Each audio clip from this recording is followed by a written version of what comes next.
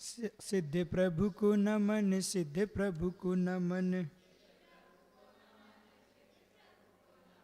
आचार्य को नमन, आचार्य को नमन।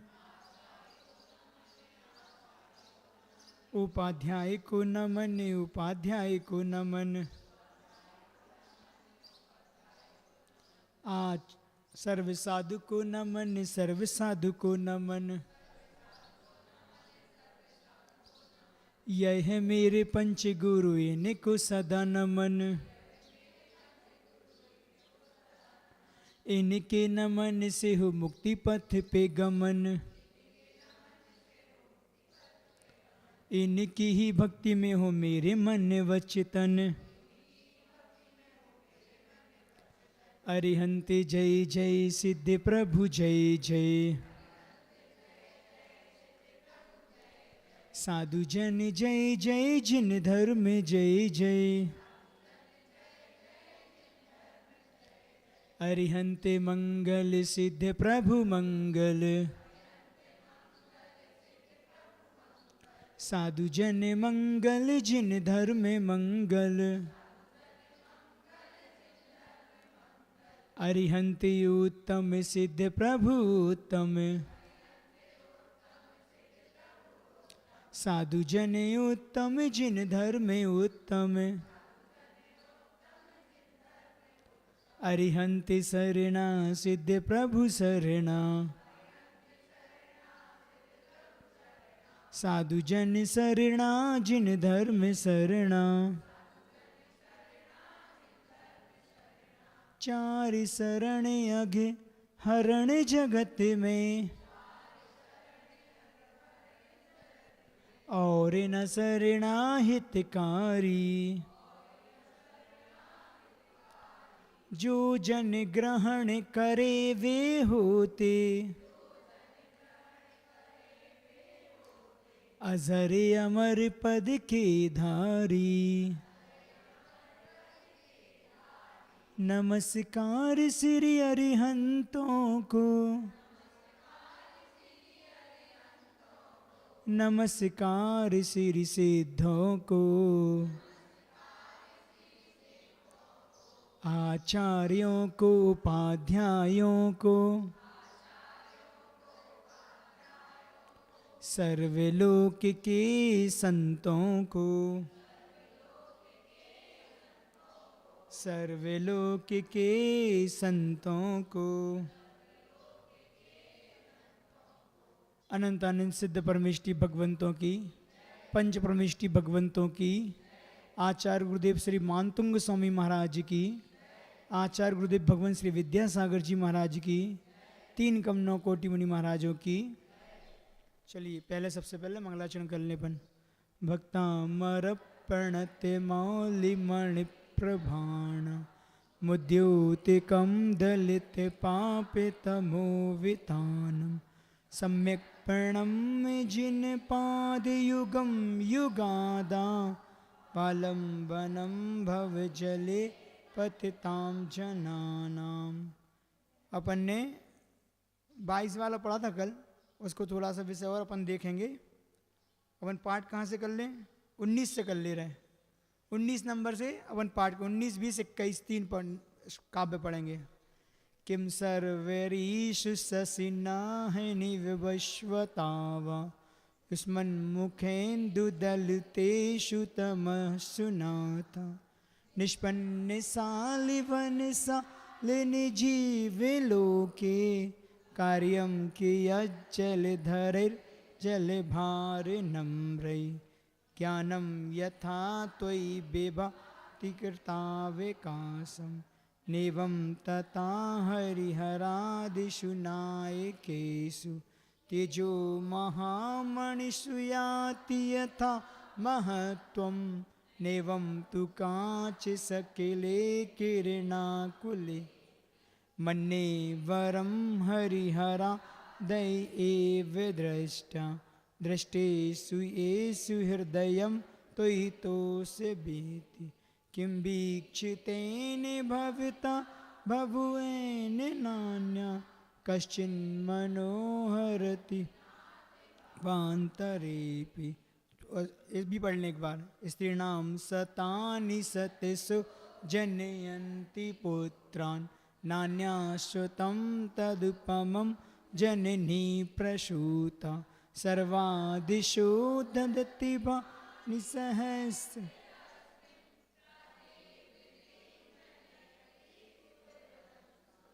बहुत अच्छा। भक्तामर स्तोत्र एक काव्यमय रचना है जिसके माध्यम से भगवान की गुणानुवाद आचार्य मानतंग स्वामी ने किया है।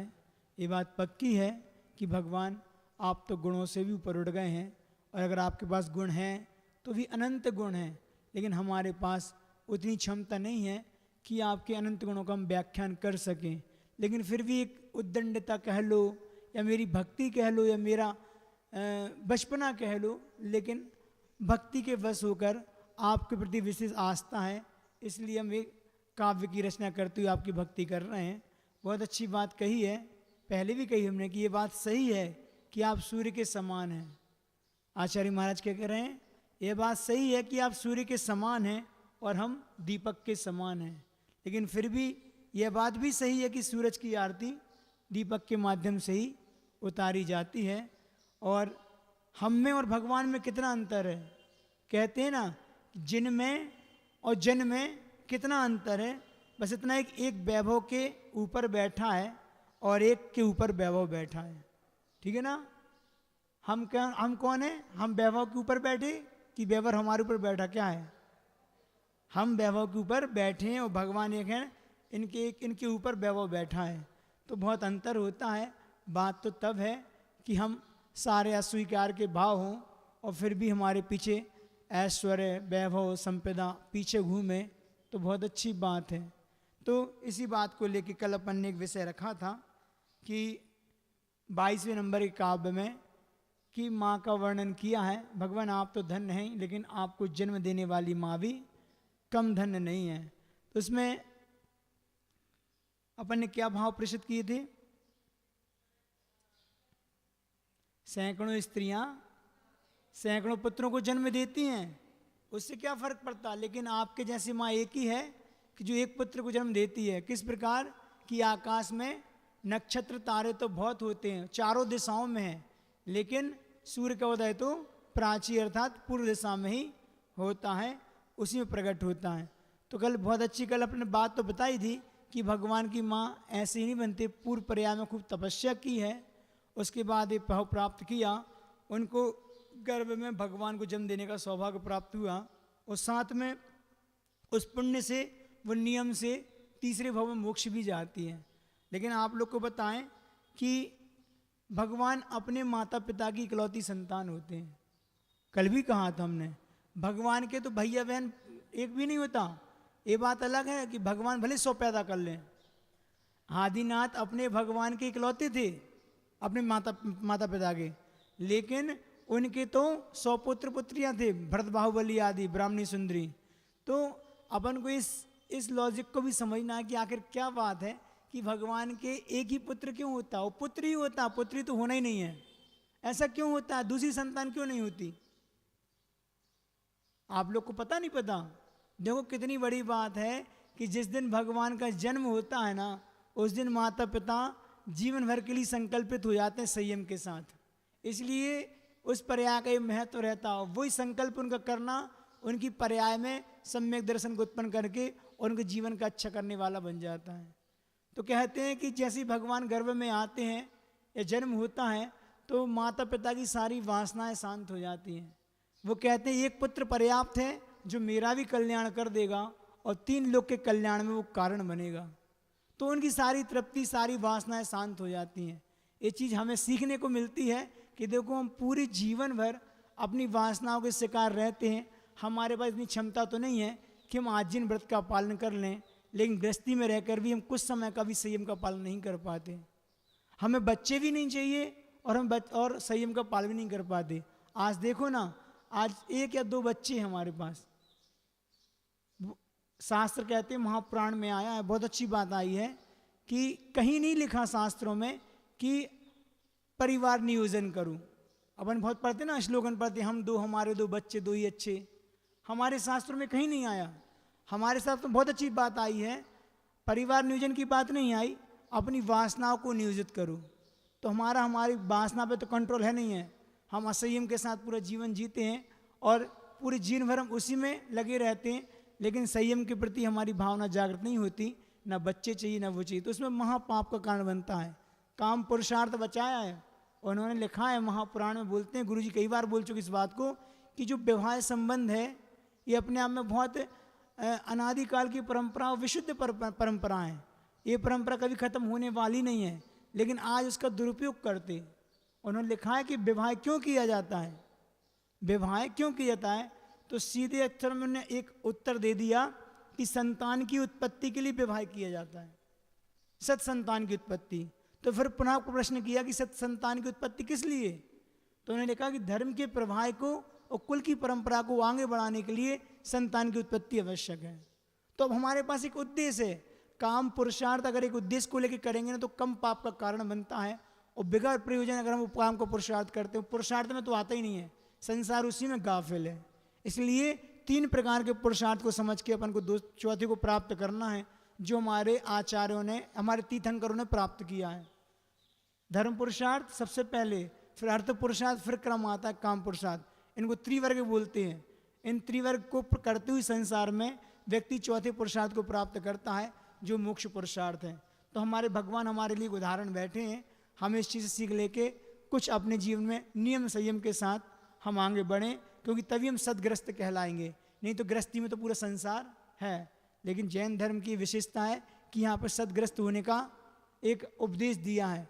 तो जब समीचीन हमारी क्रियाएं होंगी, सम्यक रूप से आचरण होगा और विधि विधान से हम नियम संयम से चलेंगे, तभी हम अच्छे और सदग्रस्त कहलाएंगे, सदाचारी कहलाएंगे, नहीं तो पशुओं में और हम में कोई अंतर नहीं है। चलिए अपन इस बात को आगे, ये पूरी हो गया था, इसमें कुछ भी शेष नहीं है। अपन 23 नंबर का देखें, बहुत अच्छी बात है। 23 नंबर का बोलें उससे पहले एक चीज़ बता दें आप लोग को। पा जो शब्द होता है ना, पा शब्द, वह हम सबको बहुत प्रिय होता है। पा शब्द सबको प्रिय होता है। कैसे होता है? हम जिंदगी भर पा के पीछे भागते रहते हैं, पा के पीछे। जो मिलता है वह भी पा है, और जो नहीं मिलता वह भी पा है। तो कौन कौन से?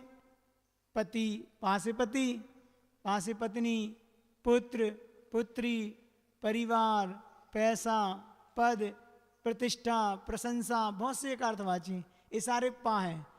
तो कुछ चीज़ मिलती भी है, कुछ नहीं मिलती, ऐसे ही ना। तो ये सब पा के पीछे पढ़ते पढ़ते क्या होता है, हम पाप कर बैठते हैं। ऐसे ही होता है ना, इन पा के चक्कर में हम पाप कर बैठते हैं। फिर हमारा पा से क्या होता है, पतन होता है।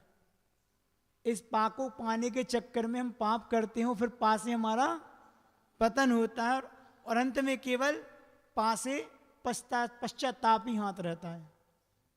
ऐसे ही ना, जब पाप करते उसका फल मिलता है तो पश्चाताप के भाव आते हैं, तो पश्चाताप हाथ में रहता है। पाप के पाके, फिर इसका मतलब, इसका क्या मतलब है कहने का, इसका अंत क्या है? तो कहते हैं कि पाप के पाके पीछे भागने की अपेक्षा, पाप के पाके पीछे भागने की अपेक्षा परमात्मा के पाके पीछे भागें। परमात्मा के पाके पीछे भागेंगे ना, तो दुनिया के जितने भी पाएं वो भी मिल जाएंगे और परमात्मा पद भी मिल जाएगा। लेकिन परमात्मा को छोड़ के और सारे पाप को पाने के चक्कर में, वो मिले ना मिले वो तो मेरे पुण्य पाप का खेल है, लेकिन पाप तो कमाते ही हैं, और पाप हमें संसार में रोककर पश्चाताप और प्रायश्चित का कारण बनता है। चलिए अपन 23 नंबर का श्लोक लेते हैं, उसके बाद उसका अर्थ कर, काव्य के लेके फिर उसका अर्थ करेंगे। त्वमा मनन्ति मुनिया परिमं पुमांसे, मादित्य वर्ण ममिलम तमिसा पुरस्तात्, त्वमेव सम्य गुपलभ्य जयन्ति मृत्युम, नान्यः शिवास विपद शिमुनिन्द्र पंथा। आ गया ना सबको? पढ़ते बन गया ये? क्यों पढ़ते बन रहा तुम लोग से? ढोल सी पढ़ लिया ये वाला? आता है तो फिर तुम देखा तो नहीं हमने पढ़ रहे थे, तुम वहां बात कर रही थी। फिर से मिला दो, एक बार पढ़ ले रहे हैं। त्वमा मनन्ति मुनिया परिमं पुमांसे, मादित्यवर्णममिलं तपसा पुरस्तात् त्वमेव सम्यगुपलभ्य जयन्ति मृत्युं नान्या शिवास्य विपद से मुनीन्द्र पंथा। इसमें क्या कह रहे हैं आचार्य महाराज कि जो मृत्यु को जीत लेता है, मतलब भगवान आपके माध्यम से जो आपके चरणों में आता है वह मृत्यु को जीत लेता है और आपकी तरह ही श्रेयस वो कल्याण के पथ को प्राप्त कर लेता है। ये बात बताने के लिए काव्य बोला है। तो इसमें सबसे पहले संबोधन दिया है, कहाँ दिया है बताइए? संबोधन है ना यहाँ पे किसी के लिए, भगवान के लिए मुनिंद्र दिया ना, मुनियों के इंद्र। तो मुनियों के हे मुनिंद्र, मुनिया त्वाम आदित्य वर्ण, मिल गया ना, आदित्य वर्णम अम्लम तमसा पुरस्तात्। क्या कह रहे? मुनिया मतलब मुनिजन, त्वाम मतलब आपको, आदित्य वर्णम, आदित्य किसको कहते हैं? नहीं, सूर्य को भी आदित्य बोलते ना। तो आदित्य वर्णम, आदित्य के तेज मतलब उसकी तेजस्वी को, अमलम मतलब मल से निर्मल, और तमसा पुरस्तात् मतलब उस तमसा मतलब मुहंधकार को, पुरस्तात् मतलब परे रहने पर, मुहंधकार से हट अलग होके, मुहंधकार से परे होने पर, रहने पर, परमम पुमांसम आमनंती, मामनंती लिखा ना सबसे शुरू में, तोम मानंती, तो तोम पहले निकाल ली मतलब आपको, आमनंती मतलब मानते हैं। कौन? परमम पुमांसम, परम पुरुष मतलब परम पुरुष आपको मानते हैं।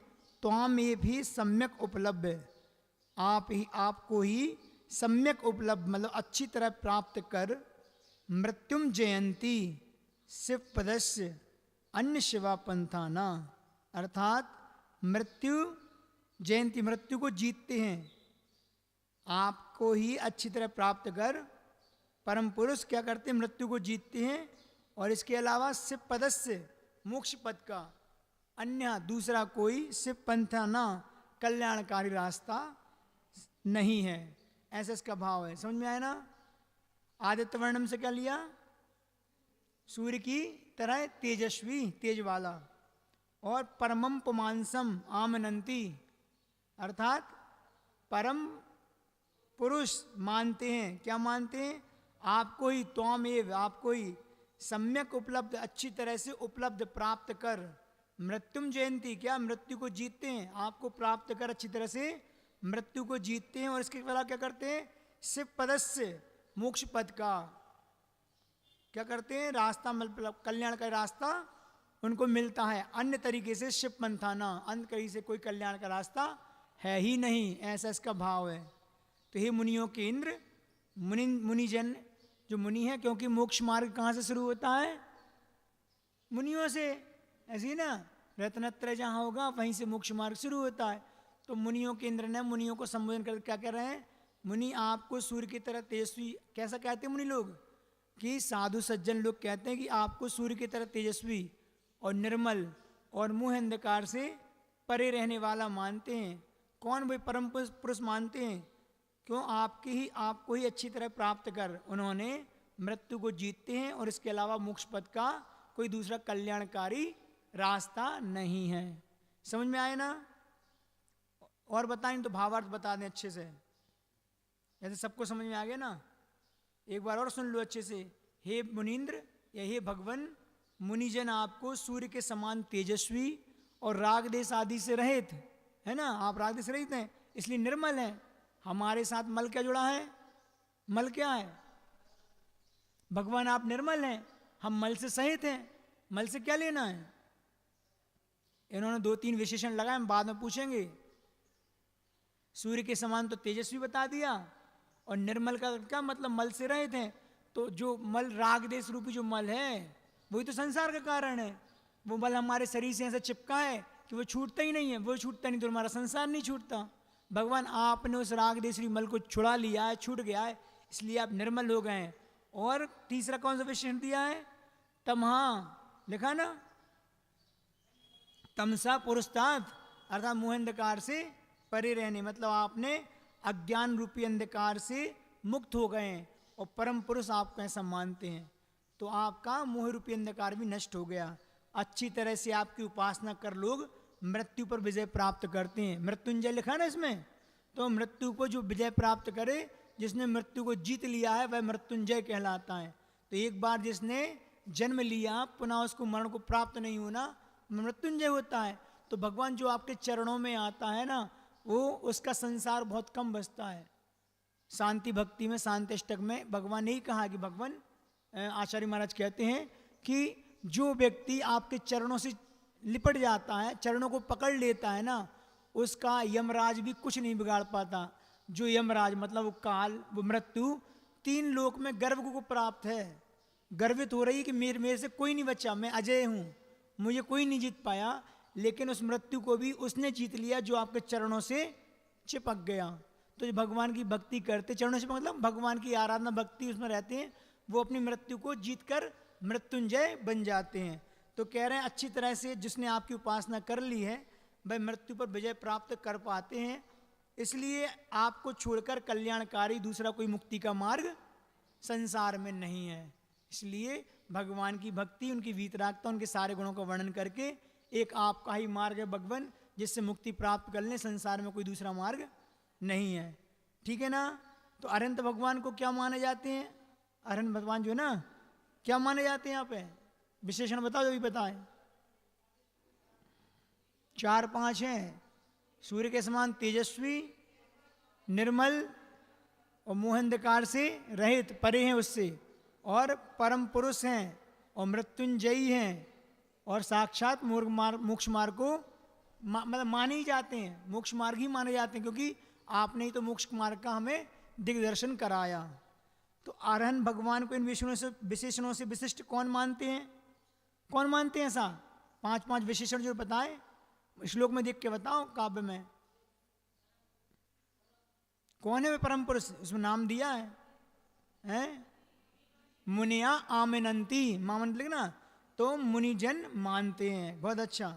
तो भगवान की शरण पाकर ही मृत्यु को जीता जा सकता है। इससे मतलब क्या हुआ? क्यों जीता जाता है? भगवान की शरण को प्राप्त करके ही मृत्यु को क्यों जीता जाता है? हैं? हाँ, भगवान साक्षात भगवान जो है ना, उनको मोक्ष होता है, वो मोक्ष का अनुभव करने वाले होते हैं, क्योंकि नियम से जिन्हें अनंत पद को प्राप्त किया वो मोक्ष जाएंगे, और जिनको मोक्ष होता है वही मृत्युंजय, मृत्यु जीतने वाले अर्थात निर्वाण प्राप्त करने वाले कहलाते हैं। और ऐसे ही भगवान की शरण को पाकर वह साधक या वो भक्त जो भक्ति करता है, वह भी मृत्यु को जीतकर निर्वाण को प्राप्त कर लेता है। और अन्य को क्यों नहीं बताया? अनंत भगवान को छोड़कर अन्य कोई दूसरा मोक्ष मार्ग क्यों नहीं है? हाँ, बहुत अच्छा है, क्योंकि उनके पास वीतरागता वाला लक्षण नहीं है, हितमित प्रिय हितोपदेशी नहीं है, न सर्वज्ञ के लक्षण है, तो काम आदि विकारों से सहित हैं, राग देश आदि करते हैं, उनको हम मोक्ष मार्गी नहीं कह सकते, ना उनके द्वारा मोक्ष मार्ग का प्रवर्तन होता है। तो भगवान को सूर्य के समान तेजस्वी क्यों कहा? किस तात्पर्य में कहा? जिस प्रकार सूर्य अंधकार को नाश करता है, उसी प्रकार भगवान आपका ज्ञान रूपी सूर्य भी हमारे मोह रूपी अंधकार का नाश करने वाला है और जगत को प्रकाशित करने वाला है, इस अपेक्षा से। और अमल क्यों कहा? निर्मल क्यों कहा? राग देश मोह आदि से जो आपके मल थे, घाती कर्म रूपी मल को आपने नष्ट कर लिया, इसलिए आप निर्मल कहना। और अंधकार से रहित, कौन सा ज्ञान? हाँ, अज्ञान रूपी अंधकार को सबसे बड़ा अंधकार मांगा है, तो उस अंधकार ज्ञानवर्णी आदि जो कर्मजनित अज्ञानता है, उन सबसे मुक्त होने के कारण भगवान को अंधकार से परे ज्ञान का प्रकाश पुंज हम सभी मानते हैं। इतना ही इस श्लोक में पर्याप्त। पूरा हो गया ना इसका? अच्छे समझ में आ गया? आगे बढ़े अपन, इतना ही रहे, और 7 बजे 10 मिनट कम बची, एक ही नहीं हुआ। चलो अपन एक का और पाठ करते हैं, जितना होगा पर देखते हैं। 24 नंबर, तो ये बहुत सरल है। इसमें भगवान के नाम, अलग अलग नामों से भगवान की स्तुति की है। जैसे सहस नाम में है ना 1008 नाम से, ऐसे ही यहाँ आचार्य महाराज ने 15 नाम गिनाए हैं। 15 नामों के द्वारा भगवान के अलग अलग नाम दिए, उनको उस रूप में बताया। तो अपन पढ़ लेते हैं।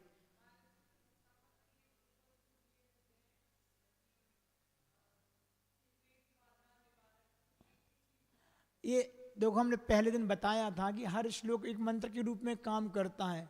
तो सब सर्ववृद्धि मंत्र बताए थे ना, वो इसी रूप में है।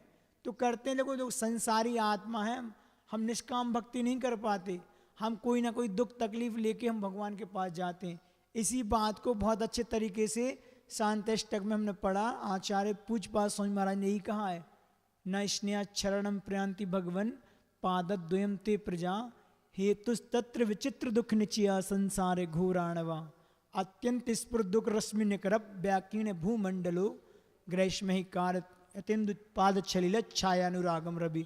इसमें ही कहा है कि भगवान न स्नेहपद, मतलब अगर हम आपके पास आ रहे हैं तो हम स्नेह के कारण नहीं आ रहे हैं। आपसे कोई विशेष राग नहीं है हमें कि हम आपके पास राग बसात, आपके स्नेह बसात आपके चरणों में आ रहे हूँ, आपके दर्शन करने आ रहा हूँ।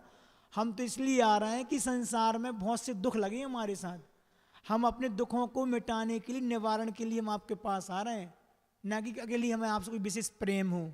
ऐसा साफ साफ बोल दिया उनने किस प्रकार, तो उनने उदाहरण भी बहुत अच्छा दिया है कि जिस प्रकार गर्मी से तपाए हुए व्यक्ति के लिए अगर ठंडा जल मिल जाए तो उसको अनुराग में कारण बनता है, राग में। या गर्मी में चलते हुए वृक्ष के व्यक्ति के लिए वृक्ष की छांव मिल जाए, एक सुखद अनुभूति होती है ना। और तीसरा दिया है कि गर्मी से तपे हुए, ज्येष्ठ महीने की गर्मी से तपे हुए व्यक्ति के लिए रात में चंद्रमा की जो किरणें हैं वो शीतलता प्रदान करती हैं, उससे अनुराग हो जाता है। इसी प्रकार हमारे लिए भी आप संसार रूपी ताप से तपे हैं, कष्ट दुख हमारे जीवन में लगे हैं, उनकी शांति के लिए हम आपके पास आते हैं। तो जितने भी जी दुखारक हैं और जितने भी सुख प्रदान है, सिद्धि प्रदान है, रिद्धि प्रदान है, जिस भी रोग आदि में जो भी श्लोक काम करता है, ये सारे कामना के साथ होते हैं। वैसे सबसे उत्कृष्ट भक्ति तो है कि निष्काम भक्ति करें, समझ में है ना। अपने देव शास्त्र गुरु के प्रति हमारे समर्पण में कमी है। जब तो हम कुछ मांग रहे हैं, हम अपने दुख को, अपनी पीड़ा को अगर भगवान के सामने कह रहे हैं या गुरु के सामने कह रहे हैं, तो कहीं ना कहीं समर्पण की कमी है। बहुत अच्छी बात याद आ गई, लेकिन इसको कल सुनाएंगे समर्पण को लेके, कि देखो कि कैसे कि वो भक्त का सही समझ जब कहलाता है कि जब वो बोलते नहीं। 3 बातें बताएंगे, लेकिन कल याद दिला देना, तो कल बता देंगे। आज समय बहुत हो गया, अब हम पहले इसको पढ़ लेते हैं। तो क्या कह रहे हैं, विभिन्न नाम आपके ही हैं। कौन से हैं? त्वम वयम विभुम चिंतिम संख्य माध्यम ब्रह्मांडमीश्वरे मनन्ते मनंगे केतुम योगीश्वरम विदित योगि मने के मेकम ज्ञान स्वरूप ममिलम प्रवदंती संत। ज्ञान स्वरूप नहीं पढ़ेंगे, क्या पढ़ेंगे? ज्ञान स्वरूप ममलम प्रवदंती संत। ठीक है ना, आगे ना सरल है, इसलिए हम दोबारा इसको, क्योंकि आप लोग को तो पहले से आप पढ़ती रहते हैं, लेकिन जहाँ ना आए समझ में आप पूछ सकते हैं। तो क्या कह रहे हैं यहाँ पे भी? संता आया सबसे आखिरी में, तो संता से संत या सज्जन, दो एक बार। तो सज्जन पुरुष त्वाम मतलब आपको क्या मानते हैं? सबसे पहले मव्यम में से अव्यम लिख लेगा, अव्यम, फिर विभु, फिर मचिंत में से अचिंत्य, फिर असंख्य, और आद्यम ब्रह्मांड मीश्वरम। तो क्या लिख निकला उसमें से? ब्रह्मांडम और ईश्वरम, और फिर अनंतम, और फिर अनंग, और फिर केतुम, अनंग केतुम एक साथ है, और योगीश्वरम, और फिर विदित युगम, अनेकम और एकम, और ज्ञान स्वरूपम अमलम प्रवदंती, कहते हैं प्रवदंती। तो भगवान सज्जन पुरुष आपको अव्यय रूप से विभु, अचिंत्य, असंख्य, आद्य, ब्रह्मा और ईश्वर, अनंत, अनंग केतु, योगीश्वर, विदित योग, अनेक, एक, ज्ञान स्वरूप, अमल, ऐसे 15 नामों से आपका वर्णन करते हैं। बात समझ में आई ना? अब इसके जो जितने भी नाम दिए हैं, इनकी परिभाषा अपन कल समझ के इसको पूरा करेंगे। आज इसको यहीं रहने देते हैं। एक बहुत अच्छी बात कह के अपनी बात को विराम देंगे कि जीवन में हमने कल कहा था ना कि भूलें सबसे हुआ करती हैं, लेकिन कुछ पुरुष हैं, कुछ लोग ऐसे होते हैं कि स्वयं भूल करके, गलती करके उसमें सुधार करते हैं, पश्चाताप आदि करके। कुछ लोग ऐसे होते हैं कि दूसरों की गलतियों को देख के भी अपनी गलतियों में सुधार करते हैं, लेकिन फिर भी कहीं ना कहीं हमारी गलतियां हमें अनुभव से प्राप्त होती हैं और सीखने को मिलता है। अनुभव बहुत काम की चीज़ होती है, जब तक खुद पे नहीं बीते ना तब तक समझ में भी नहीं आती। ऐसे एक प्रसंग है कि जब जीवन में घटता है तो आदमी बाद में सोचने में मजबूर होता है। छोटी सी बात थी, रामायण की बात बता रहे हैं कि जब अग्नि परीक्षा हो जाती है ना, किसकी? सीता की। तो हो जाने के बाद रामचंद्र जी सीता से कहते हैं कि देवी अब मेरे सब अपराध आप क्षमा करें, क्योंकि हमने किया तो सब मेरे कारण हुआ, लेकिन अब प्रजा को देख के, सबको देख के, मर्यादा को समझ के हमें सब करना पड़ा, तो आप मेरे सारे अपराध क्षमा करें और चलो राजभवन में प्रवेश करें। अग्नि परीक्षा के बाद आप लोग को पता होना चाहिए अग्नि परीक्षा कब हुई? कब हुई? कि वहाँ अपहरण हुआ, वहाँ से लौट के आए, उसके बाद राज्य में रहना हुआ, फिर उसके बाद नहीं, उसके बाद फिर लांछन लगा तो उन्हें वन में पहुँचाया। अब यह नहीं, वन में रहने के बाद फिर जब बाद में लव कुश का जन्म हुआ, उसके बाद जब उसको सीता को बुलाया तो राम फिर तैयार नहीं। तुम इतने समय से हो, क्या कह सकते हैं? क्योंकि पहले जैसे ना हो कि पहले वो कोई किसी ने उसके ऊपर आक्षेप लगाया था कि रावण की लंका में लेके आई है, तो कहाँ से शुद्ध हो सकती सीता? तो फिर इसकी परीक्षा कर ले, तो फिर पुनः दूसरे समय में उसकी अग्नि की परीक्षा होती है। और जब अग्नि परीक्षा में वो पास हो जाती है तो क्या कहते हैं कि अब चलो, अब राजमहल में चलें, राजभवन में चलें। तब सीता जानते हो क्या कहती है? सीता ने कहा कि स्वामी, क्या आप चाहते हैं कि मैंने जीवन में जो 4 बड़ी भूलें की हैं, उन्हीं भूलों को मैं हमेशा फिर से दोहराती जाऊं? 4 भूलें की हमने। तो तब राम ने बड़े आश्चर्य से पूछा, देवी वो 4 भूलें कौन सी हैं? कौन सी 4 भूलें हैं? तब सीता कहती है, सबसे पहली भूल थी मैंने तुमसे विवाह किया। देखो बहुत बड़ी बात बोलती है, मेरी सबसे बड़ी भूल है कि मुझसे विवाह के साथ समय हुई जो भूल हुई। जब व्रण करने के बाद युद्ध छिड़ गया, तभी मैंने अगर आरिका के व्रत ले लिए होते तो ये आत्मकल्याण किया होता, तो आज मुझे ये कुछ भी देखना नहीं पड़ता। उससे मुझे बैराग हो जाता कि देखो स्त्री के पीछे लोग लड़ रहे हैं, लेकिन उस समय मुझे कुछ समझ में नहीं आया, आ जाता तो आरिका बन जाती। दूसरी, जब प्रेम के बस होकर हम आपके साथ वन में गए, हमारा भी प्रेम तो ही था, उस समय भी चेत जाते, घर में रहते तो बैराग के साथ हम अपना जीवन जीते, लेकिन आपके साथ हम वन में चले गए। तो दूसरी ये हमारे से गलती हुई। और तीसरी कौन सी हो गई कि जब रावण हमें हर कर ले गया था, उस समय भी अगर हम सोच लेते कि नहीं अब रावण से छूटे हैं तो हम राजमहल में न जाएं, लेकिन वो हमारा मुँह था कि मुझे फिर ले गया, भाई मेरे जीवन की तीसरी गलती थी। और चौथी, जब वन से घर आई थी, यदि उस समय भी अगर मैं अपने आत्मकल्याण की सोच लेती ना, तो सारी झंझटों से छूट जाती। क्या वही गलती मैं पुनः दोहराऊं? तो हमें वो गलती अब पुनः नहीं करना। राम बहुत निवेदन करते, कोई राम का विशेष प्रेम सीता से था, लेकिन सीता को तो बैराग उमड़ गया था। इतना कहकर सबसे उसने क्षमा याचना मांगी और अपने आप में आरिका पृथ्वीमती के पास जाके आरिका के व्रत अंगीकार करके और संलेखना, उत्कृष्ट संलेखना समाधि पूर्वक 36 दिन की संलेखना थी, और जिसमें उसने निर्जल उपवास के माध्यम से विशेष साधना की, तब जाके वो स्वर्ग में जाके प्रतीन्द्र का जीव बनी। तो कुछ कुछ चीज़ें ऐसी होती जीवन में, हमसे भी होती हैं, हम गलती करते हैं, अगर उनसे सीख लेना तो पुनः हमारा जीवन अच्छा बन सकता है। लेकिन वो क्या ना कि राग देश मोह में ऐसे फंसे हैं कि हमें एहसास ही नहीं होता कि कुछ गलत हो रहा है कि कर रहे हैं, और कितने भी सुख दुख लगे रहते हैं, हम उसी में रचे पचे हैं और हमें वही सब कुछ अच्छा लगता है, क्योंकि हम संसार छोड़ना ही नहीं चाहते। कुछ तो बहुत लोग कहते ना कि हमारे संसार में मुझे लगता ही नहीं कि हम दुखी हैं, हमें अच्छा तो लग रहा है, खाते पीते कमाते सोते उठते बैठते सब चल रहा है काम, हम इतना पुरुषार्थ करें ही क्योंकि मुझे मोक्ष जाना पड़े। इसलिए पंचेंद्र के विषय हैं, अनादिकाल से वही भोगते आ रहे हैं और उन्हीं में मेरी गाफिलता है, इसलिए वही अच्छा लग रहा है। अभी जो शाश्वत सुख है, अनंत सुख है, अव्यवाद सुख है, उसकी तुम कल्पना भी नहीं कर सकते, इसलिए वो चीज़ हमें अच्छी भी समझ में नहीं आया, क्योंकि हमने कभी देखा ही नहीं है, जाना ही नहीं, चखा ही नहीं वो स्वाद। हम कैसे कहें, जो बार बार चख रहा है वही अच्छा लग रहा है। लेकिन फिर भी इंद्रियों के सुख हैं, क्षणिक होते हैं, एक बार हुए पुनः उसको भोगने की इच्छा होने लगती दूसरे समय में, ये हमारे लिए क्षणिक मात्र होते हैं। हम उस श्वास सुख को प्राप्त करें, भगवान से ऐसी भावना भाते रहें, इतना ही पर्याप्त है। अब क्या है, भजन जल्दी से चलो भावना गा लेते हैं, फिर अपन चलते हैं। एक बात बताएं, लेकिन लेट हो गया, फिर बाद में बताएंगे दूसरी बात। गुरु वंदना करते हैं अपन आज।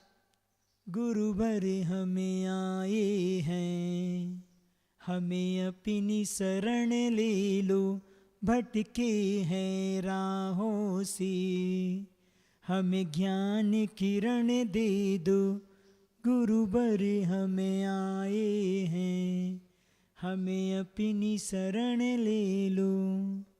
सुख की अभिलाषा में संसार सवारा है, सबको माना अपना, यह दोष हमारा है, शुद्धात्म हो अपना, अज्ञान तिमिर हर दो, गुरुवर हम आए हैं, हमें अपनी शरण ले लो।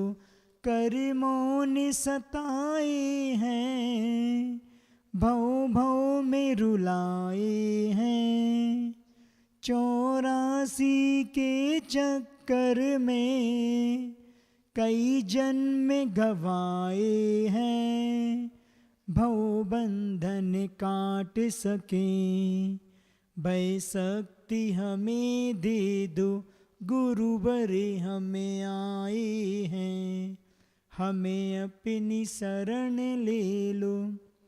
तोड़ा जग से नाता, तुम्हें सब कुछ माना है, तुम ही तो हितैषी हो, दिल से पहचाना है, हम दास हैं चरणों के, पहचान अमर कर दो, गुरुवर हमें आए हैं, हमें अपनी शरण ले लो।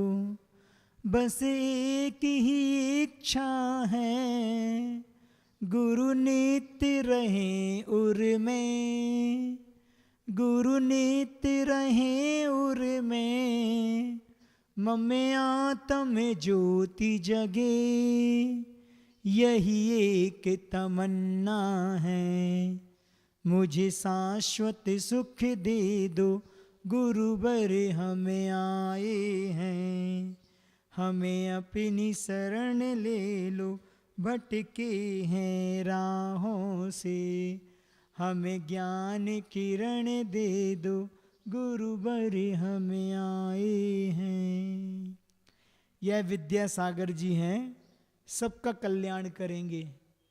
यह विद्यासागर जी हैं, सबका कल्याण करेंगे। मुझको है विश्वास कि ये कुछ निर्माण करेंगे। जब जब पाप बढ़ेगा जग में, रावण होंगे भू पर। जब जब पाप बढ़ेगा जग में, रावण होंगे भू पर, तब तब आप धरा पर आकर श्री प्रभु राम बनेंगे, श्री प्रभु राम बनेंगे। आचार्य गुरुदेव भगवान श्री विद्यासागर जी महाराज की जय।